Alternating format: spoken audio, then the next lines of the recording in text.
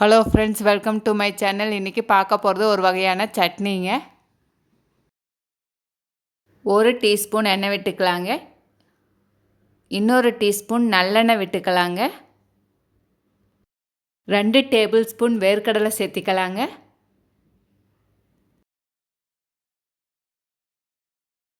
சிறிதளவு வெந்தயம் சேர்த்திக்கலாங்க. 1 டீஸ்பூன் தனியா, அரை டீஸ்பூன் சீரகம், வரமிளகாய் 10லேருந்து 15 சேர்த்திக்கலாங்க. 1 டீஸ்பூன் கடுகு சேர்த்திக்கலாங்க. நீங்கள் வேணால் மிளகாய் சேர்த்துறதுக்கு முன்னாடியே சேர்த்திக்கங்க.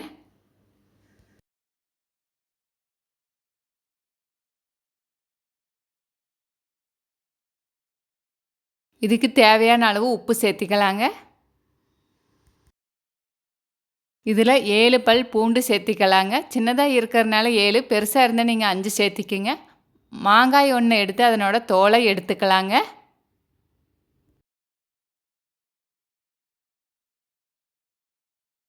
மாங்காயோட தோலை எடுத்த பிறகு நாம் இந்த மாதிரி துருவிக்கலாங்க.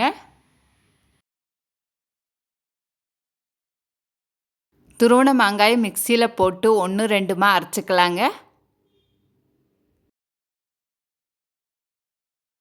ஒரு பெரிய வெங்காயத்தை கட் பண்ணி சேர்த்து மிக்சியில் ஒரு சுற்று விட்டு எடுத்துக்கலாங்க. 10 சின்ன வெங்காயத்தை எடுத்து 1, 2மா தட்டிக்கலாங்க.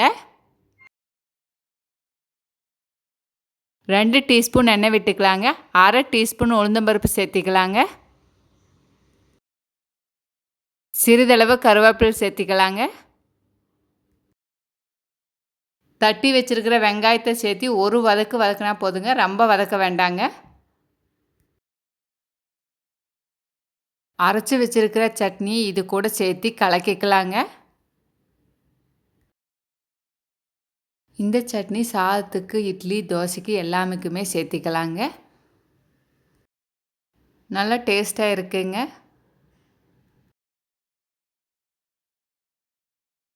சட்னி ரெடி. நீங்கள் செஞ்சு பார்த்துட்டு எப்படி இருந்தது கமெண்ட் பாக்ஸில் கமெண்ட் பண்ணுங்கள். அனைவருக்கும் ஷேர் பண்ணுங்கள். சப்ஸ்கிரைப் பண்ணுங்கள். நன்றி.